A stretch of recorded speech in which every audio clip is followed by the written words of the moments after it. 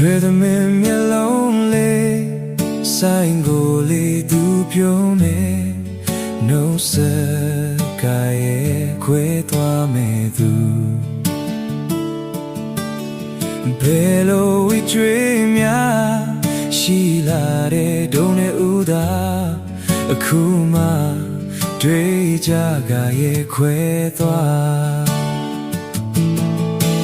ရွှေသမင်မျက်လုံးလေးဆိုင်ကိုလေးသူပြုံးနေနှုတ်ဆက်ကရဲ့ခွဲသွားမယ်သူဘယ်လိုဝိကျွေးများရှိလာတဲ့ဒုံနဲ့ဥသာအခုမှတွေ့ကြကရဲ့ခွဲသွားစိတ်ထဲမှာလေးတကယ်ခံစားရဖို့ခွဲ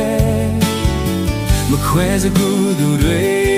မောလာစိတ်အားငယ်နိုင်ရဲ့အဝေးရောက်သွားရဲ့မမိန်နဲ့ဒီတစ်ခါတော့ဆုံးလာနောက်ရဘေးလူနာ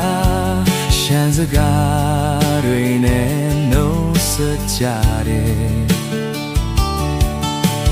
ဘယ်လိုဝိကျွေးများရှိလာတဲ့ဒုနဲ့ဥသာအခုမှတွေ့ကြကရဲ့ခွဲသွား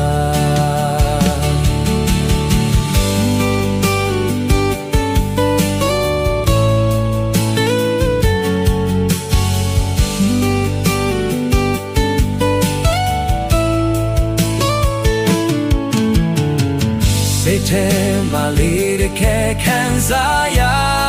ဖို့ခွဲမခွဲ